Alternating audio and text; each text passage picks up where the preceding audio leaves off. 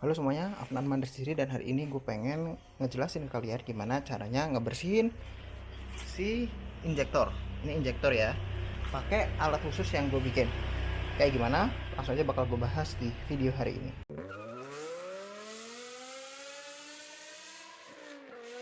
Nah, oke, jadi ini tuh adalah alat khusus yang gue bikin untuk bikin pulse di injeksi. Pulse itu kayak apa ya? Beat lah, kayak kayak detak lah, kayak tek tek tek tek tek tek.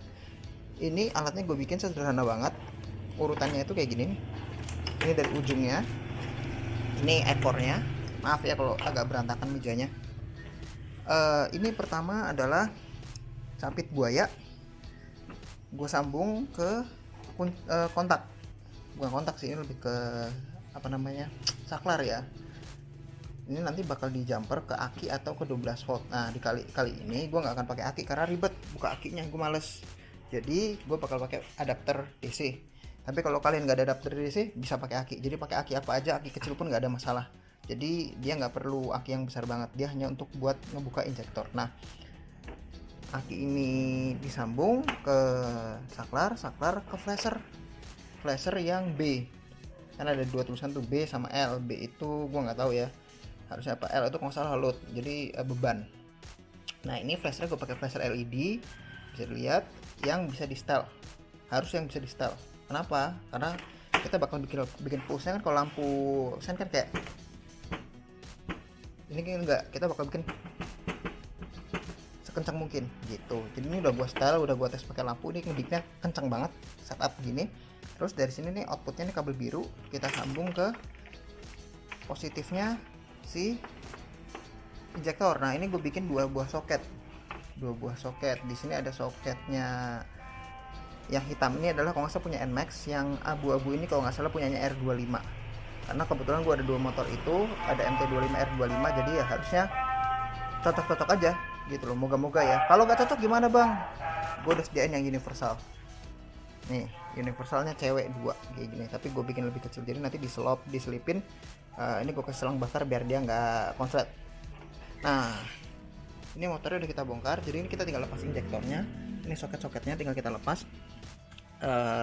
Terakhir sih harus dilepas ini nih, selang bensin kelepas. Terus ini kita tinggal lepas, tapi di sini gue nggak akan bersihin si throttle body karena kalau kalian lihat sepintas ini masih bersih banget, karena baru gue bersihin sekitar 4.000-an kilo lah, dan filter udaranya baru bersih, jadi ya nggak ada masalah, bersih banget. Masih menurut gue masih bersih banget, ini masih nggak ada gulali atau apa, nggak ada tuh sama sekali. Ini nggak gue bersihin apa-apa ya, jadi daripada gue repot-repot ngelepas kabel segala macem, ya udah gue bersihin aja si injektor. Karena pas waktu kemarin bersihin throttle body, mekaniknya nggak punya alat buat buka, buat bersihin injektor. Nah cairannya pakai apa? Di sini bakal gue bahas.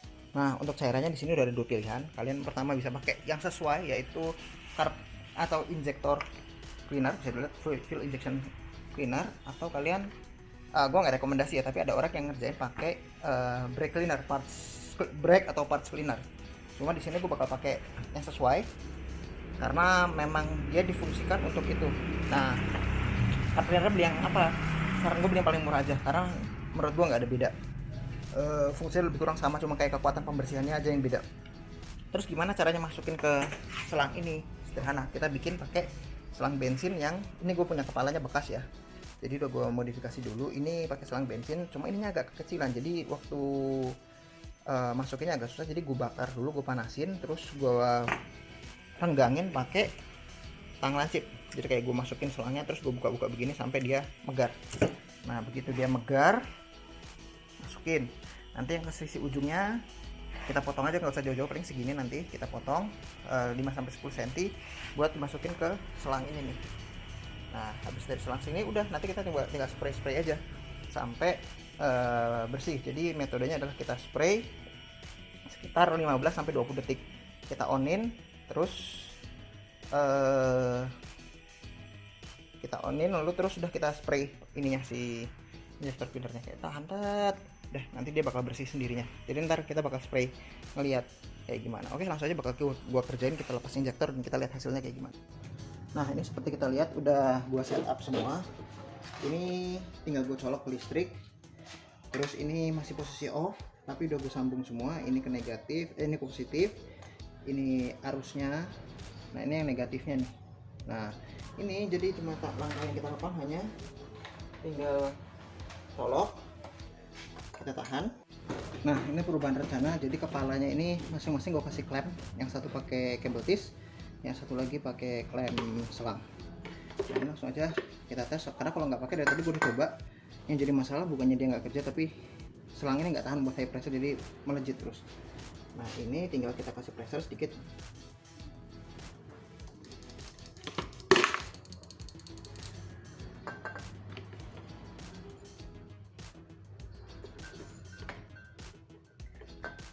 Ya masih melejit lagi, artinya mau nggak mau kita pakai kabel tis, karena ini kurang rapat. Oke, kita coba lagi kasih pressure.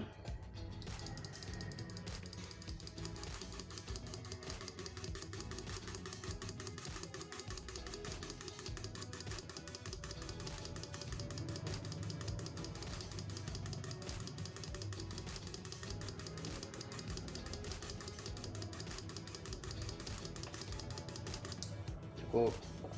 Pindah ke injektor sebelahnya. Oke, kita lanjut ke injektor sebelahnya.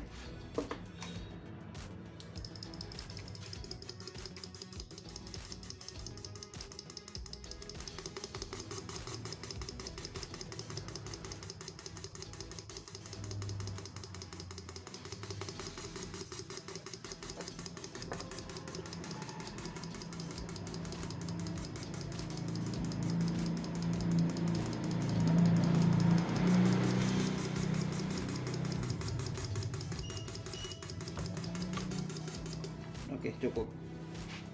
Nah jadi cuma pakai kayak gitu aja, injektor udah cukup bersih, karena dia bisa dilihat tadi spraynya udah patternnya udah bagus banget. Kalau gua kasih full pressure dia udah ngembun banget, karena semakin ngembun dia bakal semakin bagus. Tapi kalau dia kasarnya kayak pipis ya, kayak tekanannya kecil banget, kayak apa ya istilahnya ya, kayak ngucur, dia itu injektornya masalah.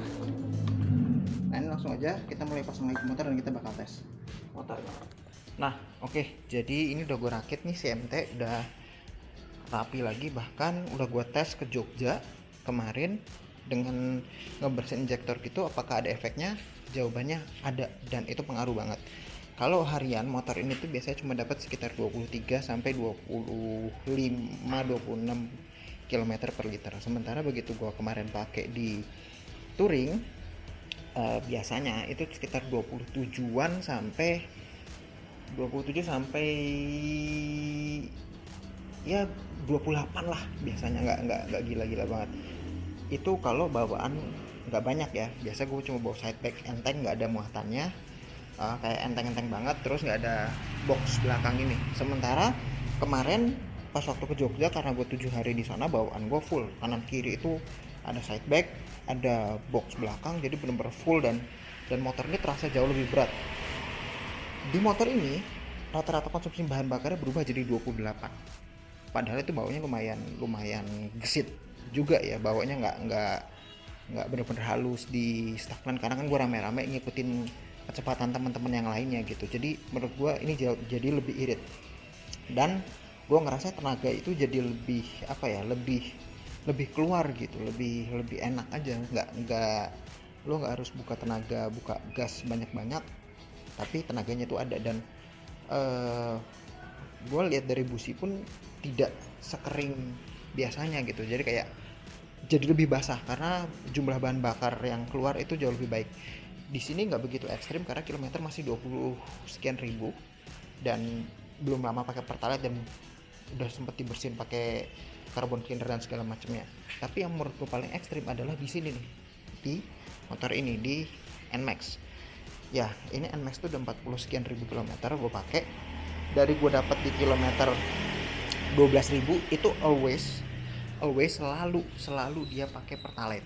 Di motor ini tuh selalu pakai Pertalite.